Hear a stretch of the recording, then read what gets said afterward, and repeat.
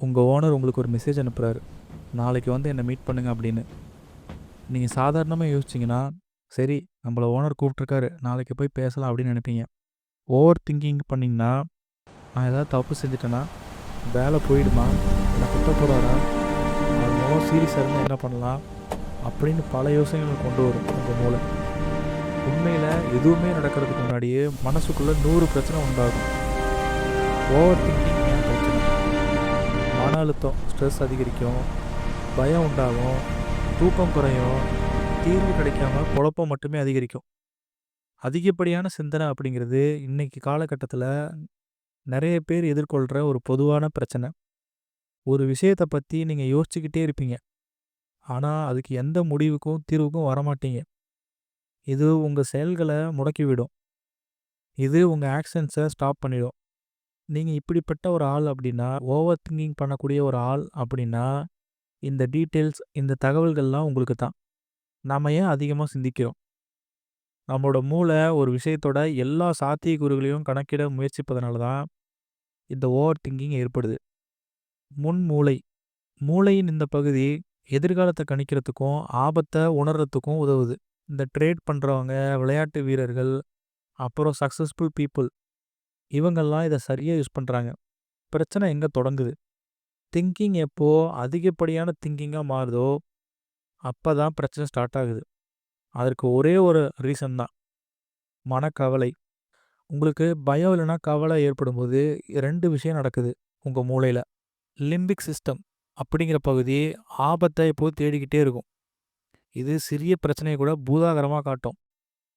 உங்களோட முன்மூளை எப்போ பலவீனம் அடைஞ்சு லிம்பிக் சிஸ்டத்தை கட்டுப்படுத்த முடியாமல் போகுதோ அப்போ நீங்கள் சொல்யூஷனை தேடுறதுக்கு பதிலாக கவலையிலே மாட்டிகிட்டு இருப்பீங்க. சுருக்கமாக சொல்லணும்னா, திங்கிங் பிரச்சனைக்கு தீர்வு தேடுவது, ஓவர் திங்கிங் தீர்வு இல்லாமல் பிரச்சனையை பெருசாக்குவது. ஓவர் திங்கிங்கிறது உங்களுடைய அமைதியான எதிரி மாதிரி. இது கோபத்தை மாதிரி சத்தம் போடாது, ஆனால் உங்கள் மகிழ்ச்சியை மெல்ல மெல்ல உள்ளிருந்தே அழிச்சிட்டே வரும். இப்போது ஓவர் திங்கிங்கை எப்படி கட்டுப்படுத்துறது அப்படிங்கிறத இந்த வீடியோவில் பார்ப்போம். உங்களுடைய மூளைங்கிறது உங்களை மகிழ்ச்சியாக வச்சுக்கிறதுக்கு உருவாக்கப்பட்டதல்ல, உங்களை பாதுகாக்கவே அது உருவாக்கப்பட்டது. அது இல்லாத ஆபத்துக்களையும் உருவாக்கி உங்களை பயமுறுத்தும். எல்லா எண்ணங்களையும் உண்மையாக நம்பாதீங்க.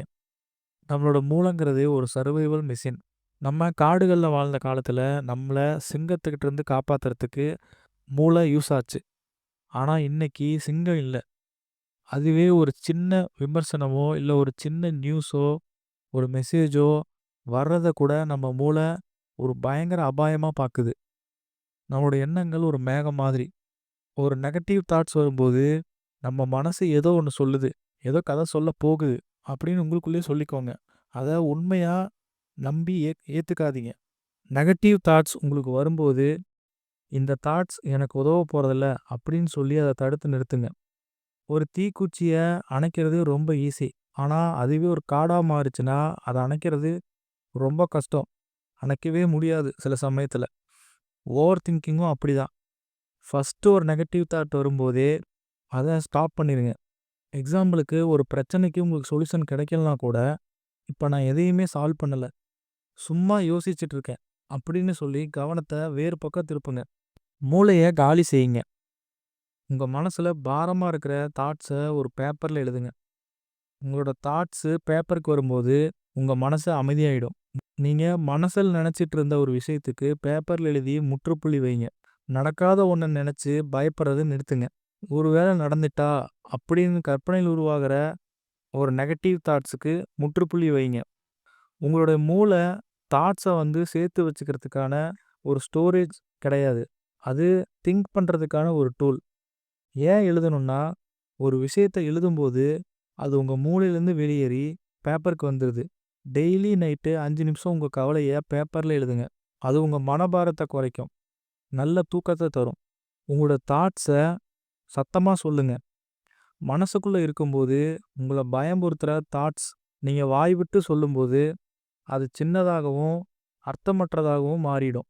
ஒருவேளை நடந்துட்டா அப்படிங்கிறது மாயை. இது உங்களை எதிர்காலத்துக்கு அழைச்சிட்டு போகும். ஆனால் வாழ்க்கைங்கிறது இந்த நொடியில் வாழ்கிறது தான். கற்பனையில் நீங்கள் அடையிற வழி பொய்யானது. நடக்காத ஒரு விபத்துக்கு நீங்கள் இப்போ அழுதுகிட்டு இருக்கிற மாதிரி.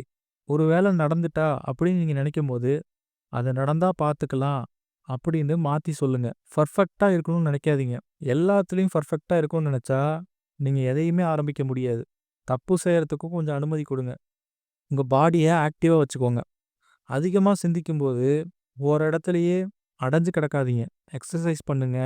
மனசுக்குள்ள இருக்கும்போது ஒரு விஷயம் மிகப்பெரிய விஷயமா இருக்கும். உங்க உடல் பாதுகாப்பா ஃபீல் பண்ணா மட்டும் தான் மூளை அமைதியாகும். 8 மணி நேரம் தூக்கம், ஒரு 30 மினிட்ஸ் வாக்கிங், இல்லன்னா எக்ஸர்சைஸ், ஒரு 5 நிமிஷம் டீப் பிரீத்திங்.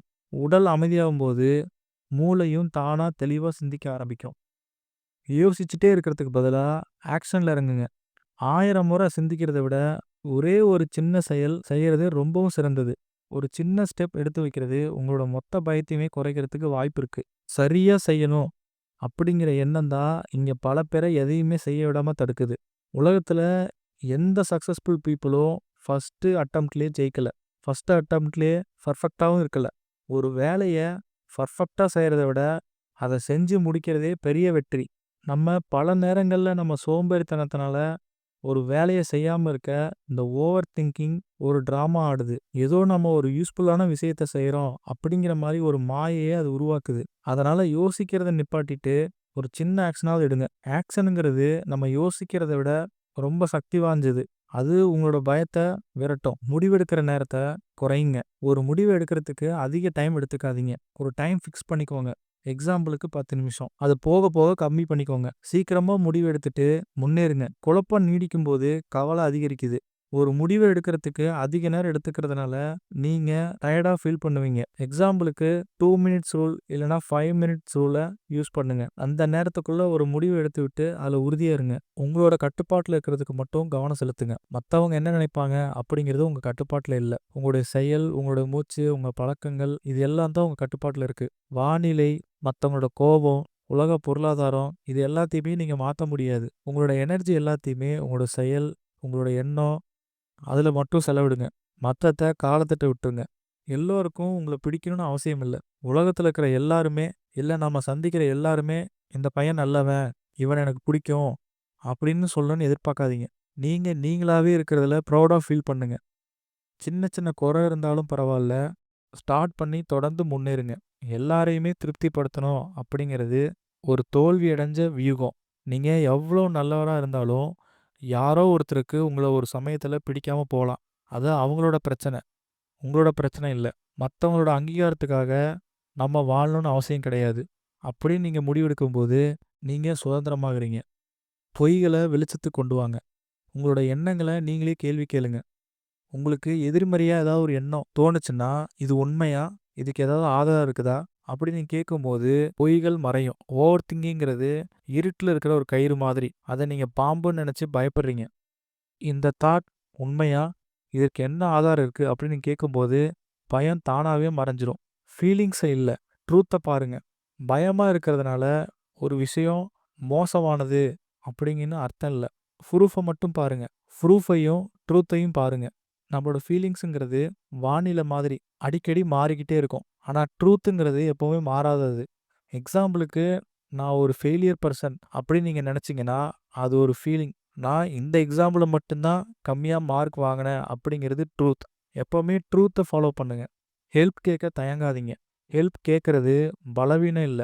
அது புத்திசாலித்தனம். நீங்க தனியா போராட வேண்டிய அவசியம் இல்ல. நம்மளுக்கு ஏதாவது காயம் ஏற்படும்போது, நம்மளுக்கு ஏதாவது ஆக்சிடென்ட் ஆகும்போது, நம்ம டாக்டர பார்க்க போற மாதிரி, நம்ம மன ரீதியா ஏதாவது கஷ்டப்படும்போது, ஒரு ஃப்ரெண்டோ, இல்ல ஒரு மென்டாரோ தேவைப்படுறது இயற்கை. அதனால ஹெல்ப் கேட்கறது பலவீனம் இல்ல. அது உங்கள நீங்களே நேசிக்கிறதுக்கான ஒரு அடையாளம். நான் சொன்ன இந்த வழிகள் வெறும் டிப்ஸ் மட்டும் இல்ல.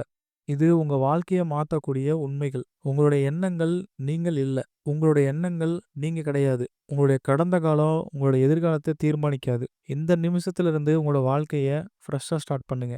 மீண்டும் இது மாரி ஒரு நல்ல டாபிக்ல உங்கள சந்திக்கிறேன். இந்த வீடியோ உங்களுக்கு புடிச்சிருந்தா, கமெண்ட் செக்ஷன்ல ஒரு ஹார்ட் சிம்பல குடுத்துட்டு போங்க. அது எனக்கு ஒரு உத்வேகத்த கொடுக்கும்.